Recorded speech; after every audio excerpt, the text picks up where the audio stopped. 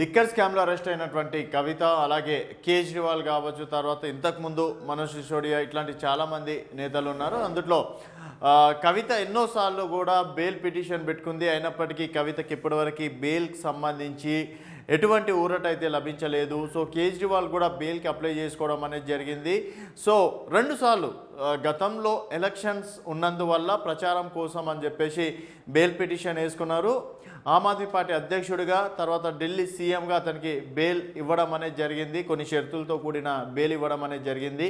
తర్వాత మళ్ళీ ఈరోజు అరవింద్ కేజ్రీవాల్కి బెయిల్ ఇస్తూ కూడా ఉత్తర్వులు జారీ చేసింది. అయితే దీనిపైన కూడా హైకోర్టుని మళ్ళీ వాళ్ళు అంటే సంప్రదించడం అనేది కూడా జరిగింది. సో మరి అరవింద్ కేజ్రీవాల్కి ఒక న్యాయం, కవితకు మరొక న్యాయమా అని చెప్పేసి కూడా కవిత తరపున ఉన్నటువంటి అడ్వకేట్లు కూడా నిలదీస్తున్నారు. ఎందుకంటే ఇప్పటికీ కవిత దాదాపుగా బెయిల్ కోసం ఎన్నోసార్లు పిటిషన్లు వేసుకోవడం అనేది జరిగింది. అయినప్పటికీ కవిత విషయంలో మాత్రం ఈడీ కావచ్చు, కోర్టు కావచ్చు ఎటువంటి సానుకూలత దృక్పథం ప్రదర్శించట్లేదని చెప్పేసి కూడా అంటున్నారు. అలాగే బీఆర్ఎస్ నేతలు కూడా ఈ విషయం పైన కూడా వాళ్ళు కొంతవరకు సీరియస్గా అవుతున్నారు.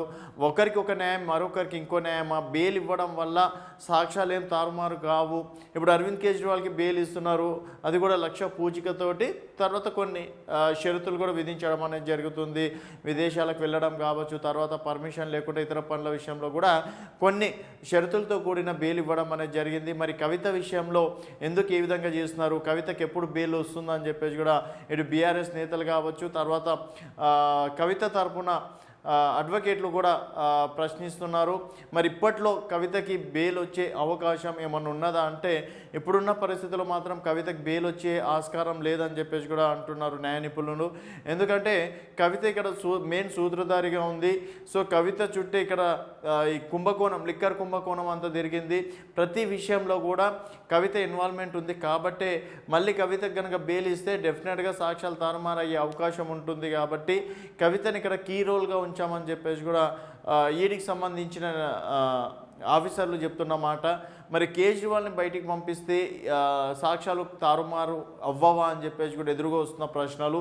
అందుకు సంబంధించి కూడా వారు కోర్టుని కూడా సంప్రదించడం అనేది జరిగింది. ఈ విషయంలో ఎవరు ముద్దాయిగా ఉన్నా, ఎవరున్నా కూడా ఎవరిని కూడా ఇప్పట్లో అయితే బెయిల్ ఇవ్వకూడదు.